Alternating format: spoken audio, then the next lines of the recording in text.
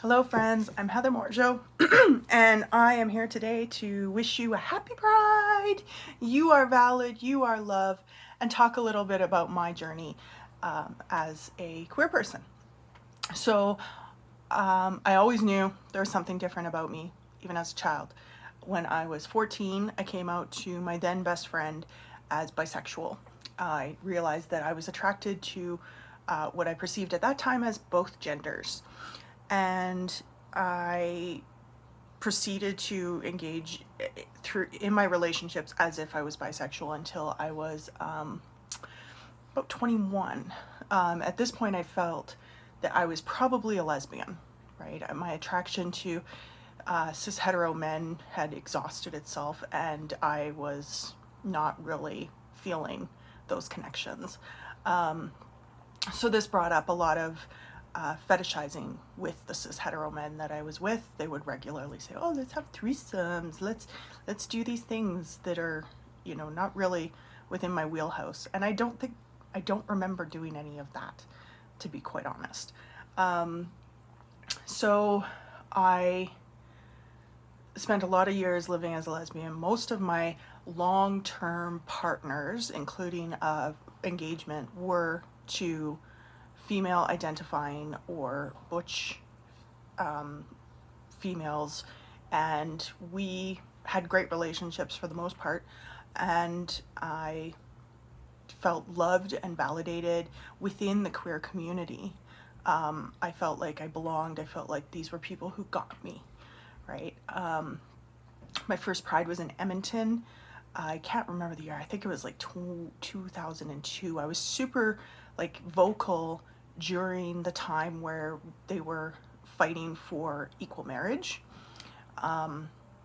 and actually experienced some discrimination when I was living in my hometown.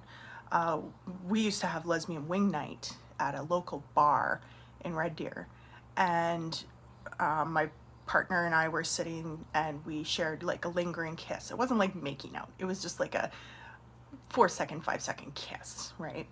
And we promptly got kicked out of the bar. They said, "This is not that kind of place." And that story ended up going national as an example of discrimination. At the time, I didn't show my face, right? I wasn't out, I wasn't public the way my partner was. And thankfully, she took on the brunt of that, interviews and talking to media and stuff like that. It was a really difficult time. And I wish now that I had done a human rights complaint. It would have been good for Red Deer to have some accountability for their blatant discrimination. Growing up queer in Red Deer was hard, very hard. I had people telling me, "Oh, you're just greedy. Pick a side. You're just confused. It's just a phase." That did not come from my parents. I was very fortunate. My parents were very affirming and supportive of my identity, of who I am, and just told me, just love yourself and protect yourself. They understood that bad relationships come in all shapes and sizes. And so they just encouraged me to, own my truth and don't compromise my ethics for anyone. Then I moved to Montreal. First, I moved to Montreal to live with a partner. Then I moved to Toronto. We were just off of Church Street, which was amazing for a small town queer to go to Toronto, where there's an entire street, like 20 blocks, dedicated to queer community. And it felt really good and really powerful to be in those spaces. And then my identity was starting to shift a little bit. I'm like, I'm pretty sure I'm a lesbian, but, there's still every once in a while these guys that I find interesting. And I was definitely interested in trans and non-binary people. And so years progressed, and I started to identify as queer. Queer is a slur, which the LGBTQAIQ2S community has reclaimed to empower us, right? And I value that empowerment. So I was using queer as one of my identifiers because I don't fit into the neat box of bisexual, lesbian, right? Like there's boxes that I don't just quite fit into. But I realized that the cishet normative dynamic doesn't work for me. I'm not safe there. I'm not comfortable there. Recently, I was exposed to the term two-spirit. Two-spirit is a pan-Indigenous term which was developed in 2005 at the Winnipeg Indigenous I forgot the event, but it was essentially decided that each individual Indigenous community had more than two genders. Oftentimes there was 4 or 5 genders, and these were expressions of gender, sexuality, spirit. You know, it was deeper than just pink or blue or straight or gay, right? It was very holistic and encompassing. So I joined here in Calgary Sovereign Spirits, Indigiqueer, and Two Spirit Society. And since then, I have been identifying as Two Spirit and recognized as Two Spirit within that group of Indigenous people. Two Spirit is not only just a gender or sexuality expression, it's also a spiritual expression of a balance between the genders which exist, multiples genders. And so it was really empowering and felt like a coming home, the same way that finding the queer community back when I was in my 20s was empowering and felt like coming home. I think I've watched horrible things happen to my queer family. I've watched people get rejected from their families and promptly commit suicide. I've watched people being assaulted, enduring sexual and domestic violence. I've seen, and honestly, I was the perpetrator of domestic violence in one of my relationships when I was under the influence of substances. So I am not innocent in that. You know, I'm a survivor as well of both of those. And so I think it's important to recognize that these exist within all relationships, right? And we need to do healing within ourselves to prevent those things from happening again. I also had another thought and it ran away from me.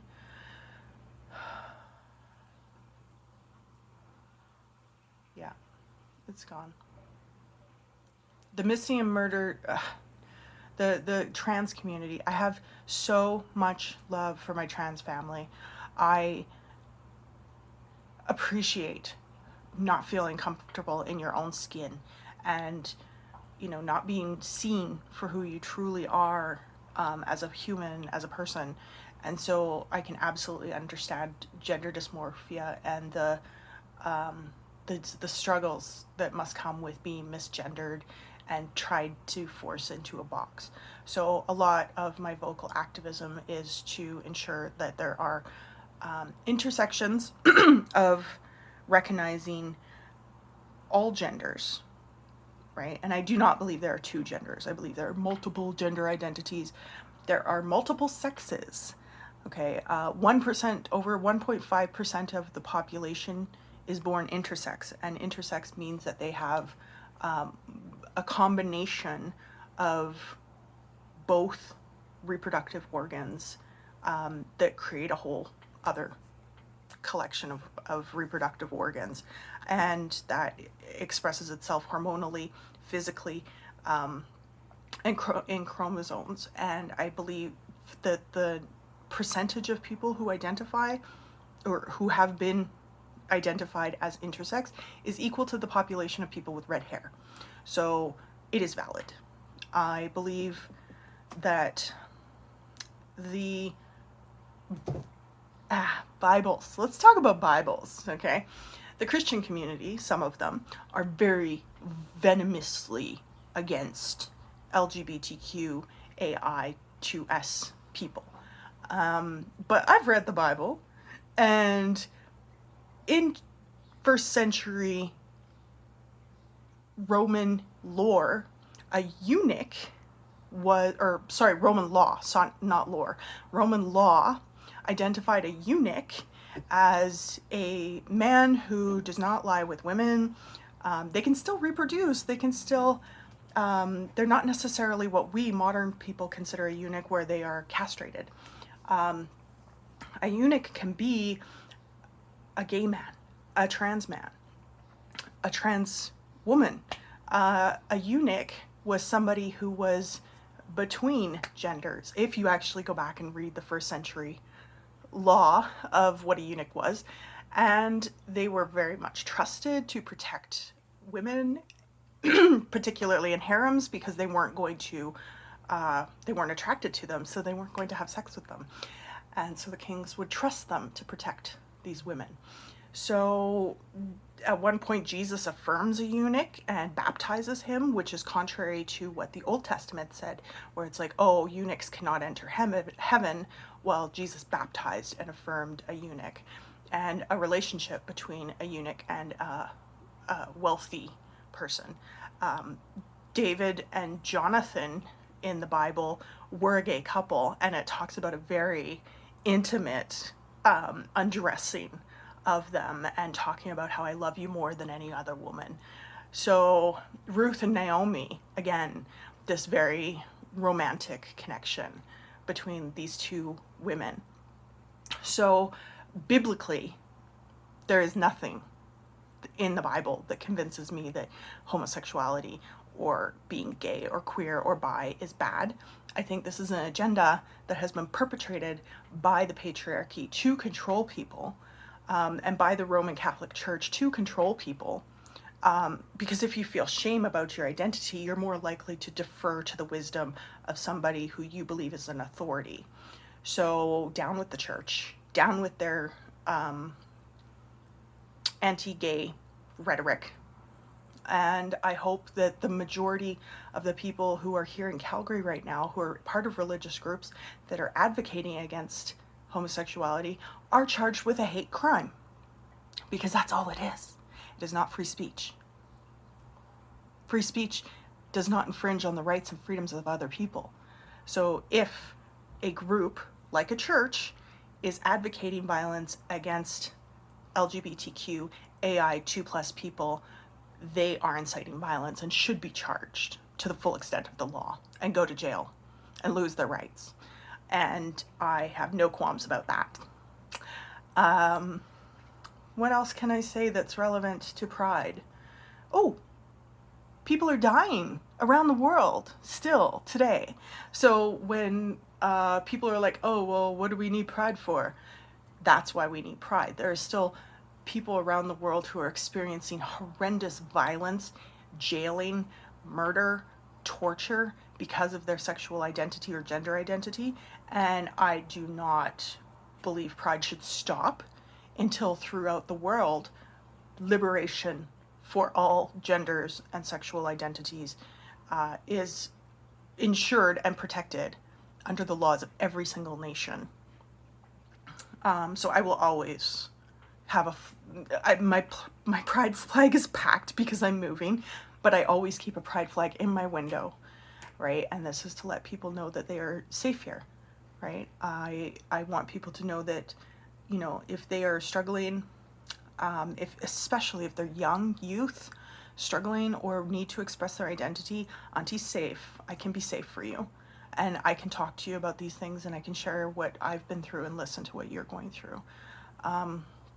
I also think parents who reject their children over their gender and sexuality should be sued and financially forced to support those children for the rest of their lives, because that trauma is going to ensure that they face barriers such as poverty for the rest of their lives. And yeah, so I fully support the gay agenda, right? I believe it should be in every constitution, every legal system, that it is not acceptable to abuse and oppress anyone. And none of us are free until all of us are free. So I've gone on for 15 minutes here. I just want to extend the invitation to anyone who is lesbian, gay, bisexual, queer, asexual, ace, intersex, two-spirit, or any combination of identity that is not yet recognized. I value you. I welcome you. The caveat on that is I do not consider MAPS, minor attracted people, to be part of the queer community. I do not recognize that as a valid sexual identity. It is a illness that they are struggling with, and we need to have mental health supports to address that. But for people who are in consensual relationships with consenting adults, I value your identity and I want to be a safe place for you. Pride has been different for the last 2 years because of COVID. We've been isolated. Most of it's online. And that's allowed some people to come out more fully online with their identities. Heteronormative men who enjoy wearing makeup, sorry, not heteronormal, cis men who enjoy wearing makeup have been more free to wear makeup online, on videos, you know, to dress how they want, to express themselves how they want. And I believe that this releasing of the oppression that the Roman Catholic Church and the patriarchy has put on all of us hurts all of us, and that we are, when liberated, a better people to connect with each other in every way, whether it's friend or relationship or even just human to human acquaintance. Yeah, it's trying to put your entire identity into a nutshell is a little difficult. My pronouns are she, they, and I will often refer to myself as we. This she is, you know, I'm a fabulous femme, right? I've got that vibe to me. They, because I'm also fabulously non-binary, right? There are elements of me that are not contained within the feminine expression. And we, because I do identify as two-spirit, there's a part of me that feels like there's equally all genders existing within me at once. And so I don't know what else to say. Thanks for watching. Feel free to comment, share, and thanks for listening to my 18-minute ramble. Happy Pride! Mwah!